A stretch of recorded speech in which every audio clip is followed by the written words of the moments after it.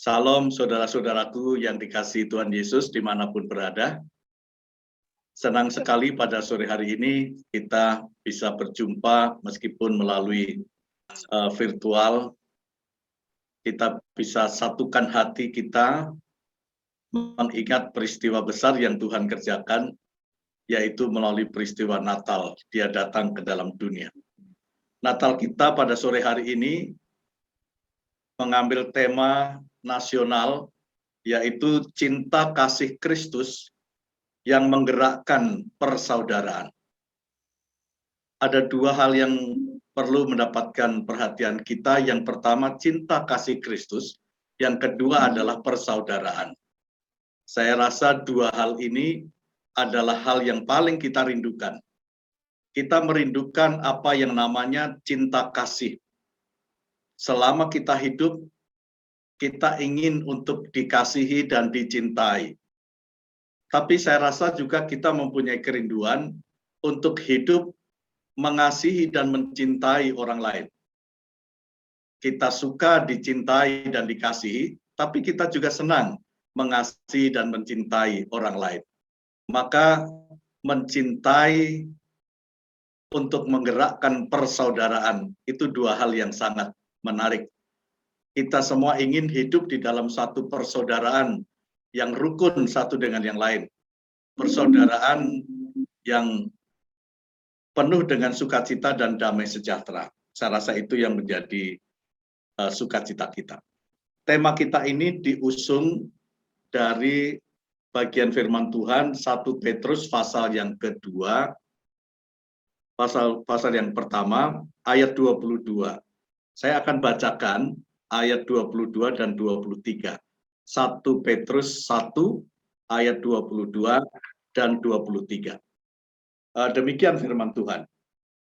Karena kamu telah menyucikan dirimu oleh ketaatan kepada kebenaran, sehingga kamu dapat mengamalkan kasih persaudaraan yang tulus ikhlas. Hendaklah kamu bersungguh-sungguh saling mengasihi dengan segenap hatimu. Ayat 23, karena kamu telah dilahirkan kembali, bukan dari benih yang fana, tetapi dari benih yang tidak fana, oleh firman Allah yang hidup dan yang kekal. Saudara-saudaraku yang dikasihi Tuhan Yesus Kristus, dimanapun berada, dalam keadaan apapun saudara saat ini, saya bersyukur bahwa kita masih dapat berjumpa di dalam ibadah virtual ini. Natal kita tahun ini masih kita rayakan dalam suasana pandemi. Kita belum mempunyai keleluasaan yang sepenuhnya. COVID-19 masih belum tuntas. Kita masih berjuang melawannya. Dan bahkan belakangan ini muncul lagi varian yang baru yang disebut dengan Omikron. Ada yang mengatakan corona belum selesai, Omikron sudah datang. Ada yang bilang tante corona belum pergi, Omikron sudah datang. Wah, ini tante corona ketemu dengan Omikron bertambah seperti apa? Banyak kekhawatiran terjadi di mana-mana, ya, banyak kegentaran menghadapinya karena dikatakan Omikron ini lebih dahsyat daripada tante corona katanya, ya.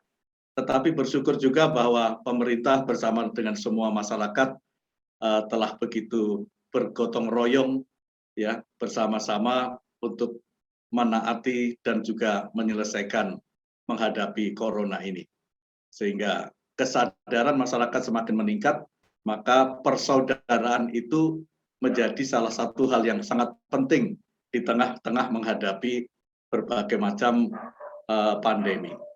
Pandemi belum selesai. Kita juga dihadapkan dengan beberapa bencana yang terjadi hari-hari terakhir ini. Gunung Semeru yang sangat dekat dengan Malang, juga erupsi mengeluarkan abu, mengeluarkan lahar yang telah memakan korban juga bagi saudara-saudara kita di Lumajang khususnya. Belum lagi banjir yang terjadi di beberapa tempat dan juga gempa yang terjadi juga di beberapa tempat dan beberapa peringatan yang mengkhawatirkan kita dari BMKG tentang adanya bencana-bencana yang sangat mungkin berpotensi terjadi lagi. Itu semua mengingatkan kita bahwa ternyata hidup kita di dalam dunia ini penuh dengan ancaman. Bahwa hidup kita di dalam dunia ini rentan dengan berbagai macam risiko yang luar biasa. Yang datang dari mana saja, termasuk dari alam itu sendiri yang di mana kita sedang berada saat ini. Saudara-saudara, Natal kita menjadi sebuah perenungan bagi kita bahwa di tengah situasi yang penuh dengan kesulitan, bencana, tantangan, ancaman yang tidak mudah, sekarang kita diminta untuk memikirkan tentang persaudaraan. Ini hal yang sangat penting. Oleh karena ketika kita tidak berdaya, ketika kita menghadapi kesulitan, kita tidak bisa mengatasinya sendiri. Tetapi bangsa kita mempunyai falsafah yang sangat, filosofi hidup yang sangat luar biasa, yaitu gotong royong, persaudaraan, kebersamaan. Itu menjadi sebuah kekuatan yang kita miliki sebagai bangsa Indonesia. Dan oleh karena itu kita mengucapkan syukur untuk itu, sehingga tema yang akan kita bicarakan ini menjadi tema yang bukan kebetulan, tetapi saya rasa ini menjadi perenungan yang penting buat kita, dimanapun saja kita berada. Cinta kasih Kristus yang menggerakkan persaudaraan. Tentu saja tema ini mengajak kita memikirkan tiga hal. Yang pertama, apa sebenarnya yang dimaksudkan dengan cinta kasih Kristus? Yang kedua, apa yang dimaksudkan dengan persaudaraan? Siapakah saudara kita itu? Yang ketiga, bagaimanakah supaya cinta kasih Kristus itu dapat diwujudkan di dalam bentuk persaudaraan yang sejati? Ini menjadi hal yang perlu kita renungkan bersama-sama, saudara-saudara. Kalau bicara mengenai cinta kasih Kristus, kita sedang berbicara mengenai dasarnya. Dasar dari persaudaraan itu cinta kasih Kristus. Kalau kita bicara tentang persaudaraan, itu kita bicara mengenai objeknya. Objek dari cinta kasih Kristus itu siapa? Siapa saudara kita itu? Dan yang ketiga adalah cara bagaimana kita mewujudkan cinta kasih Kristus itu. Jadi cinta kasih Kristus itu dasarnya, saudara itu objeknya, dan cara mengimplementasikan itu adalah caranya. Nah, tiga hal itu akan saya sampaikan secara singkat dalam Natal kita. Yang pertama, cinta kasih Kristus. Firman Tuhan tadi mengatakan, kamu telah menyucikan dirimu oleh ketaatan kepada kebenaran. Menyucikan diri oleh ketaatan kepada kebenaran. Pada ayatnya yang ke-23 juga disebutkan, karena kamu telah dilahirkan kembali. Ini dua hal yang tidak dapat dipisahkan. Bahwa seseorang mengalami penyucian diri kepada kebenaran, dan seseorang mengalami kelahiran kembali, itu adalah dasar dari sebuah peristiwa yang penting di dalam hidup manusia berdosa, di mana dia kemudian mengalami cinta kasih Kristus dalam hidupnya. Nah, kalau kita memikirkan mengenai kelahiran kembali, tentu kita akan berpikir, mengapa manusia harus mengalami kelahiran kembali? Tuhan Yesus mengatakan kepada Nikodemus, kalau kamu tidak dilahirkan kembali, kamu tidak dapat melihat kerajaan Allah.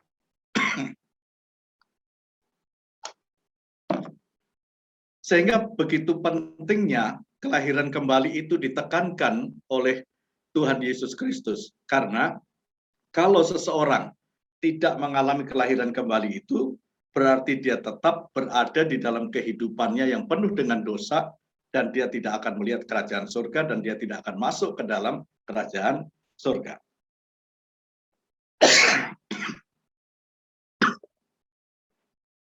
Firman Tuhan ini mengajak kita memikirkan sejenak, merenungkan sejenak. Maaf.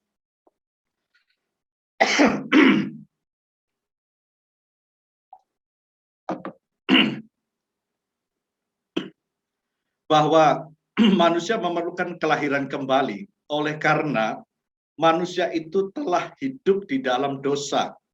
Sejak Adam dan Hawa, manusia pertama yang diciptakan oleh Tuhan, mereka berdua jatuh ke dalam dosa, maka dosa itu terus menyebar. Sejak saat itu dosa melahirkan dosa. Bahkan kecenderungan hati manusia itu hanyalah membuahkan kejahatan semata-mata. Sampai pada akhirnya dosa itu sedemikian rupa menguasai manusia sehingga tidak ada satu orang pun yang hidup di dalam dunia ini yang benar. Tidak ada yang benar, seorang pun tidak. Semua orang sudah berbuat dosa. Dan ditegaskan bahwa upah dosa itu hanyalah maut. Artinya apa? Artinya orang yang hidup di dalam dosa dan tetap hidup di dalam dosa sampai akhir hidupnya, dia pasti akan binasa. Dia pasti akan mengalami maut. Bahkan manusia dalam dirinya sendiri, dia tidak bisa menyelamatkan dirinya sendiri dari dosa. Sebab setiap kali dia berusaha ingin keluar dari dosanya, dia justru semakin masuk, terikat, semakin terjerat di dalam dosanya itu sendiri. Tidak ada yang bisa menolong dirinya dari keberdosaannya. Dirinya sendiri dengan segala macam upaya, dengan segala kebaikan-kebaikannya, dengan segala perbuatan-perbuatan yang baiknya, tidak cukup untuk menyelamatkan manusia keluar dari ikatan keberdosaannya. Itulah sebabnya, maka setelah terjadi bertahun-tahun manusia tidak bisa menyelamatkan dirinya sendiri dari dosa, maka Tuhan Allah di sorga memutuskan bahwa dia sendirilah yang akan datang ke dalam dunia. Maka ketika tiba saatnya, Maria mengandung, melahirkan seorang anak laki-laki diberi nama Yesus, karena dia adalah Immanuel, Allah yang menyertai manusia. Maka Natal itu adalah kedatangan Allah ke dalam dunia dalam rangka tujuan utamanya menyelamatkan manusia berdosa. Mengapa dia datang? Karena dia penuh dengan cinta. Besarlah kasihnya kepada manusia berdosa, maka dia sedia rela datang ke dalam dunia ini. Dia yang tidak terbatas, tapi dia mau membatasi dirinya sendiri. Dia adalah Allah besar yang luar biasa, tetapi dia sedia menjadi manusia yang hina. Dia penguasa surga yang mulia, tapi dia lahir di dalam kandang yang hina sebagai manusia. Itulah cinta kasih sejati. Cinta kasih yang dipenuhi dengan kerelaan, pengorbanan, dan kesediaan untuk menjadi sama dengan manusia yang ditolongnya dan diselamatkannya. Oleh karena itu, Kristus akhirnya datang ke dalam dunia, dia menyelamatkan manusia berdosa melalui karyanya di atas kayu salib. Dia berada dalam dunia, lahir di Bethlehem, kemudian dia memberitakan kabar kasih Allah, dia menyembuhkan yang sakit, dia menolong yang susah, bahkan dia membangkitkan yang mati dengan kuasanya. Itulah perbuatan-perbuatan besar yang Yesus lakukan selama dia berada di dalam dunia ini. Yang semuanya itu dilakukannya berdasarkan cinta kasihnya kepada manusia berdosa.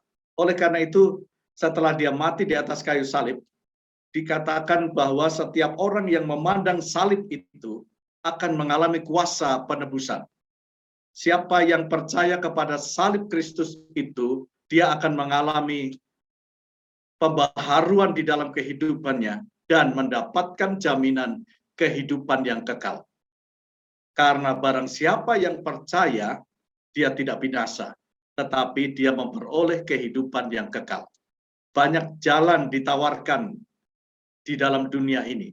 Banyak cara ditawarkan kepada dunia ini. Tetapi Yesus mengatakan, akulah jalan, akulah cara satu-satunya.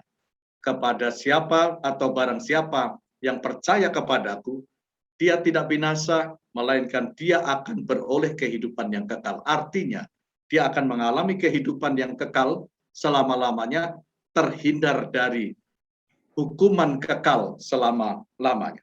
Oleh karena itu, saudara-saudara, cinta kasih Kristus yang telah dinyatakannya melalui kedatangannya ke dalam dunia dan melalui kematiannya di atas kayu salib, itulah cara yang Allah pilih untuk menyelamatkan manusia berdosa. Siapa yang percaya kepada Yesus Kristus sebagai Tuhan dan Juru Selamat pribadinya, maka dialah yang akan mengalami pengampunan dosa dan mendapatkan jaminan kehidupan yang kekal selama-lamanya. Sejak saat itu, siapa yang percaya kepada Yesus, dia mengakui dosanya, dia menerima Yesus sebagai Tuhan dan Juru Selamat pribadinya di dalam hatinya. Maka dosanya diampuni dan dia menjadi ciptaan yang baru, karena yang lama itu sudah berlalu, sesungguhnya yang baru itu sudah datang. Mereka yang percaya kepada Kristus adalah orang-orang pilihannya yang telah dipisahkannya dari kehidupan dosa. Karena orang yang dipilihnya itu adalah orang-orang yang dikasihinya. Dan siapa yang mendapatkan kasih karunia Allah, dia mendapatkan jaminan kekal. Karena siapa yang telah menerima kasih Kristus, dia tidak akan dapat dipisahkan oleh kasihnya itu untuk selama-lamanya. Inilah cinta kasih Kristus. Cinta kasih Kristus itu keluar dari hati Bapa di surga, mengutus anaknya yang tunggal datang ke dalam dunia, lahir di kandang domba, mati di atas kayu salib. Itulah cinta kasih Kristus. Dan siapa yang menerima Kristus, dia telah menerima cinta kasih Kristus itu. Dan kasih itu tidak akan pernah dipisahkan, dapat dipisahkan oleh apapun dan siapapun juga. Itulah yang menjadi dasar bagi setiap orang yang percaya kepada Dia untuk membangun persaudaraan, yaitu cinta kasih Kristus.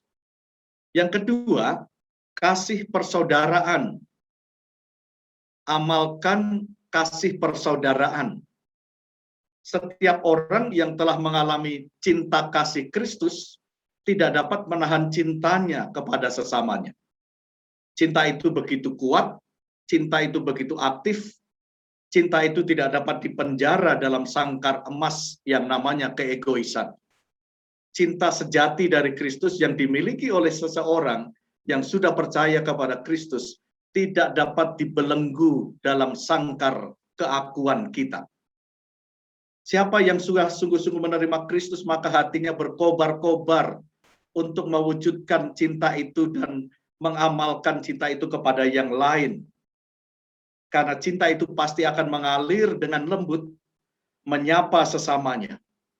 Karena cinta Kristus yang ada di dalam hati orang yang percaya itu selalu menggoncangkan jiwanya, menggerakkan hatinya untuk berbagi kasih Kristus itu kepada siapapun, kepada sesamanya, kepada orang-orang yang ada di sekitarnya, yang dijumpainya. Itulah maka persaudaraan itu menjadi penting. Pertanyaannya ialah, siapakah saudara kita itu? Siapakah sesama kita itu? Siapakah saudara kita yang memerlukan cinta kasih Kristus itu? Alkitab dalam banyak ayat menyebutkan ada banyak orang yang sedang menanti-nantikan itu. Mereka itu adalah yang terlantar, mereka itu ialah yang teraniaya, mereka itu orang yang tersingkirkan, terpinggirkan, mereka itu adalah orang-orang yang tersiksa, orang-orang yang terintimidasi, orang-orang yang terisolir, orang-orang yang miskin, orang-orang yang sakit, orang-orang yang mengalami kelaparan, ketelanjangan, kedinginan, dan sebagainya.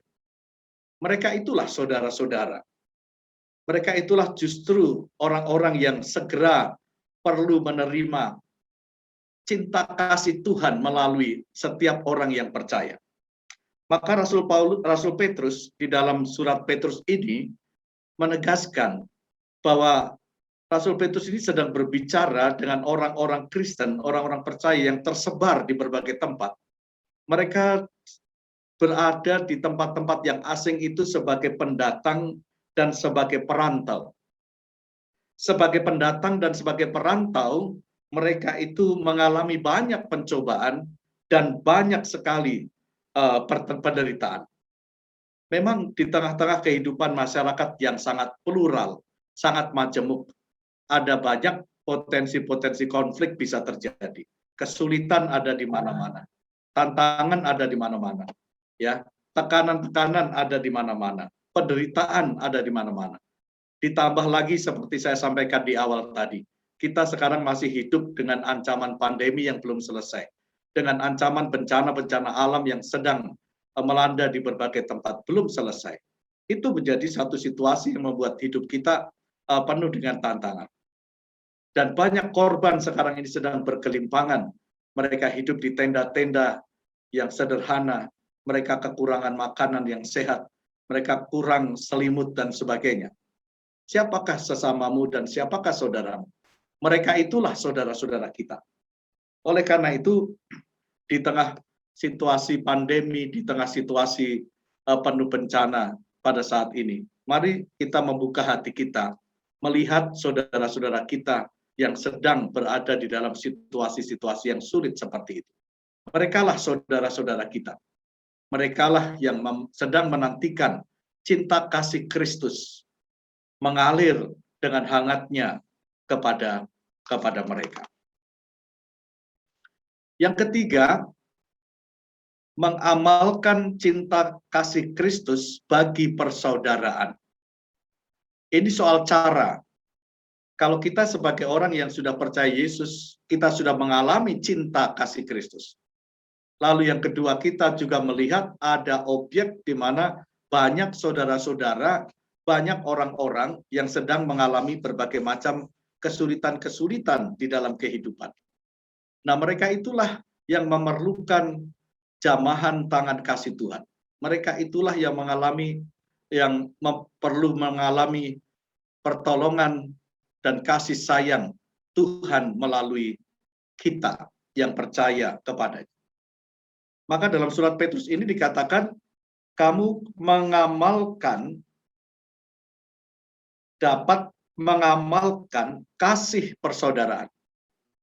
Mengamalkannya di sini Petrus katakan harus dengan 3 cara atau dengan 3 motif. Yang pertama, mengamalkannya itu mesti dengan tulus ikhlas. Mengamalkannya dengan sungguh-sungguh yang kedua.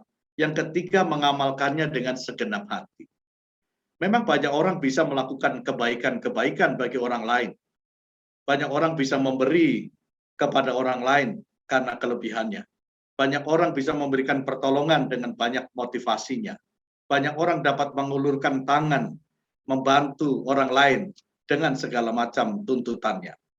Maka Petrus mengingatkan, kalau kamu mengamalkan kasih persaudaraan itu, haruslah dengan tulus ikhlas, tanpa kemunafikan arti ayat ini, arti kata ini.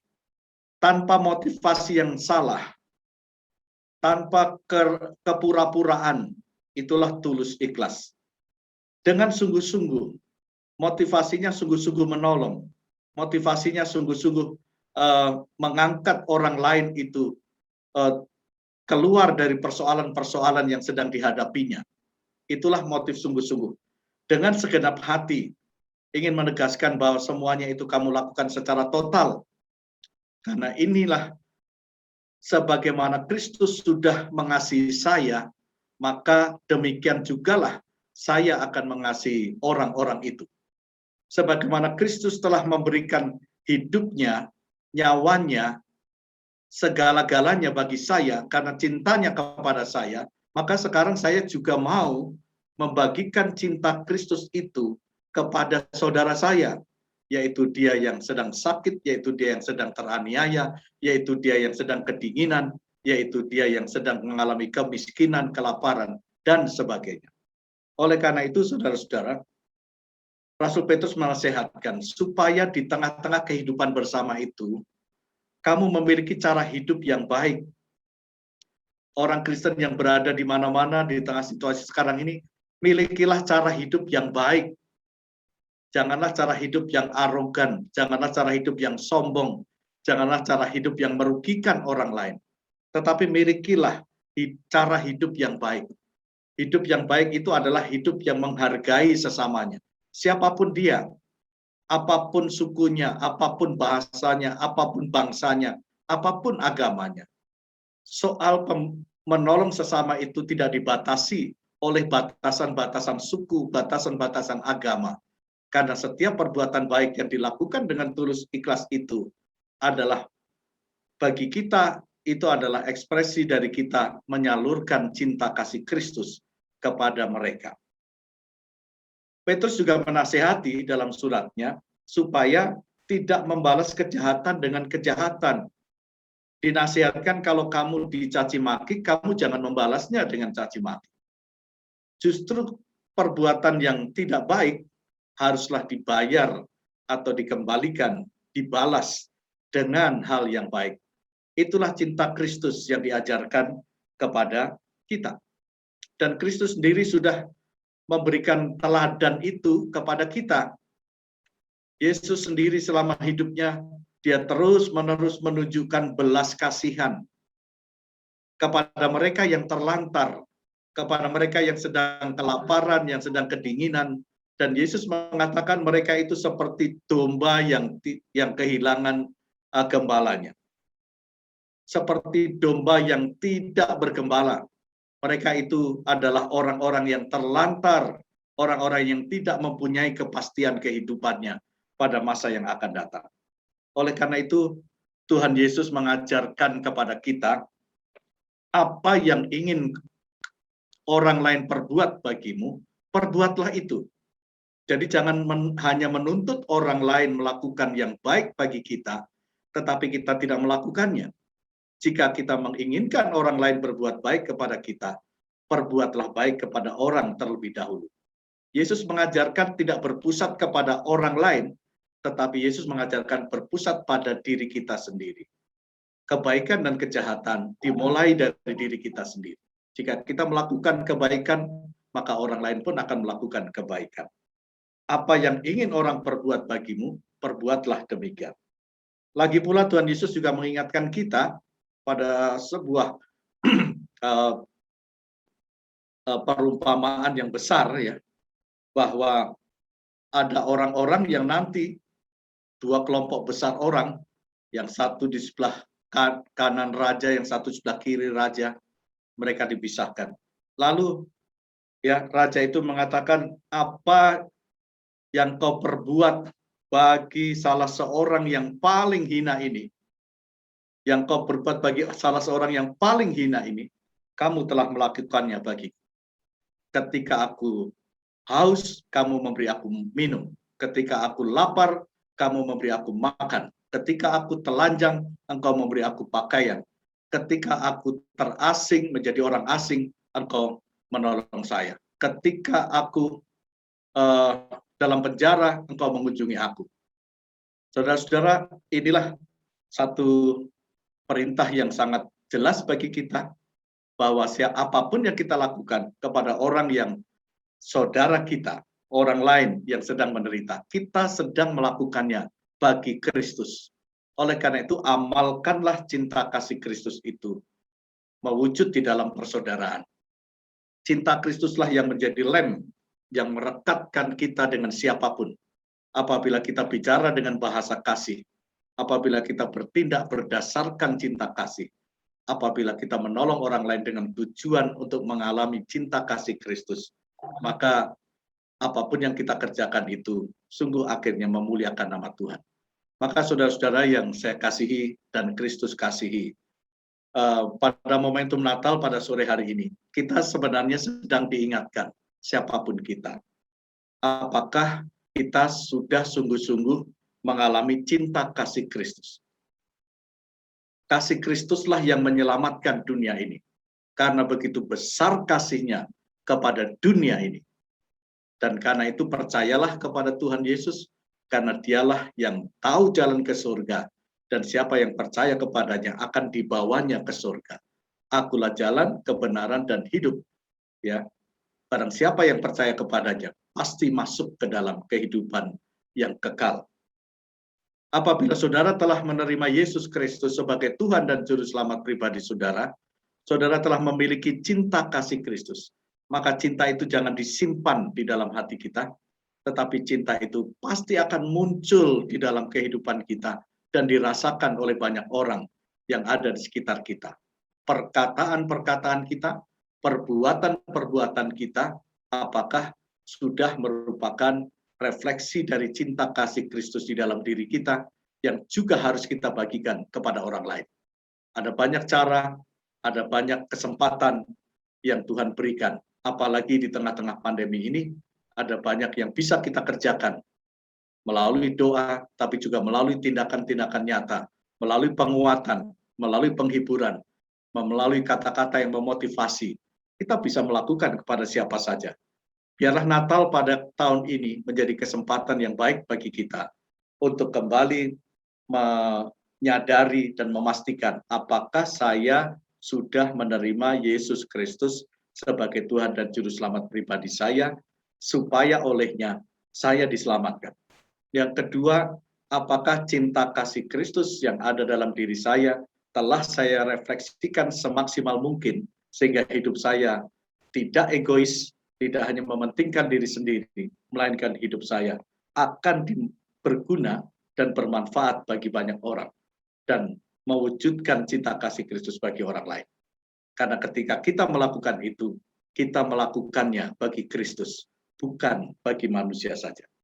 Maka yang terakhir, saya memberikan tips kecil kalau kita mau menggerakkan ya cinta kasih Kristus dalam diri kita, menggerakkan kasih persaudaraan ya bagi sesama. Maka lakukanlah itu dengan 3S. Ingat baik-baik ya, 3S. S yang pertama, mulailah dari saya. S yang pertama itu saya. Jangan tunggu orang lain. Terserah orang lain mau buat apa saja, tapi mulailah yang baik itu dari saya. Tidak usah tunggu orang lain. Karena kesempatan setiap orang berbeda-beda. Begitu kesempatan datang kepada saya, lakukanlah. Mulai dari saya. Tidak usah tunggu orang lain. Yang kedua, S yang kedua, mulailah dari yang sederhana.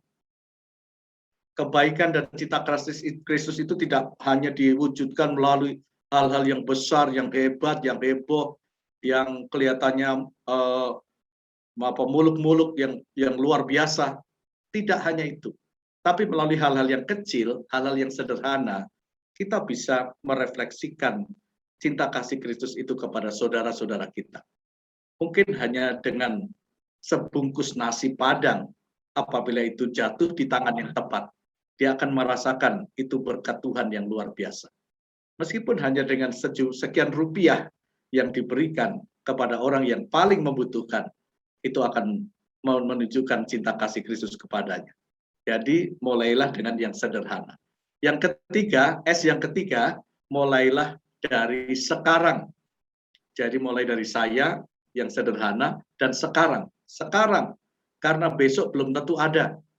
Kita tidak tahu besok apakah kita masih ada. Tapi kalau masih ada kesempatan kita melakukan kebaikan bagi saudara kita, lakukanlah sekarang. Karena besok belum tentu kita masih punya kesempatan yang sama. Maka lakukanlah kebaikan itu, bangunlah persaudaraan di antara kita tanpa memandang suku, tanpa memandang bangsa, tanpa memandang agama. Tapi siapapun saudara-saudara kita yang diperhadapkan dengan kita, yang memerlukan kebaikan dan cinta kasih Kristus, lakukanlah. Mulai dari saya, mulai dari yang sederhana, dan mulai dari sekarang. Besok belum tentu ada. Kiranya Tuhan Yesus Kristus menolong kita semua, dan biarlah cinta kasih Kristus itu semakin terus menggelora di dalam hati kita, dan menggerakkan kita untuk membangun persaudaraan yang sejati, yang sungguh-sungguh, supaya oleh kehadiran kita dimanapun kita berada, cinta kasih Kristus bersinar, bercahaya, menggarami, menerangi hati yang tawar, hati yang gelap, hati yang putus asa, hati yang tidak punya pengharapan. Kehadiran kita sebagai orang percaya akan menolong dan bermanfaat bagi banyak saudara kita yang lain, dan olehnya mereka menjadi percaya kepada Tuhan Yesus Kristus. Tuhan Yesus memberkati kita sekalian. Selamat Natal, selamat menyongsong tahun baru. Tuhan memberkati Yosua Ministry dengan semua yang dikerjakannya di berbagai tempat. Allah menyertai dan apa yang dikerjakannya tidak sia-sia, mendatangkan kemuliaan bagi nama Tuhan. Mari kita berdoa. Kami mengucapkan syukur atas firman-Mu. Hamba berhenti sampai di sini berbicara, lanjutkanlah firman-Mu sesuai maksud-Mu. Karena hamba percaya firman yang keluar dari mulut Allah tidak akan kembali dengan sia-sia, melainkan mencapai maksud seperti yang Engkau kehendaki. Terpujilah Engkau ya Tuhan, biarlah melalui perenungan firman ini, kami semua mengerti maksud Tuhan, menerima cinta kasih Tuhan dalam Kristus Yesus, mewujudkan cinta kasih Kristus kepada sesama kami dengan cara yang jelas, melalui saya, melalui yang sederhana, dan mulai dari sekarang. Terpujilah Engkau, memberkati Yosua Ministry dengan semua pelayanannya, memberkati Pak Pendeta Rio Pardede dan Ibu bersama dengan semua tim dalam berbagai bentuk pelayanan. Anugerah Allah menyertai hamba-hamba-Mu ini. Dalam nama Tuhan Yesus, kami bersyukur atas firman-Mu. Semua berkata sama-sama, amin.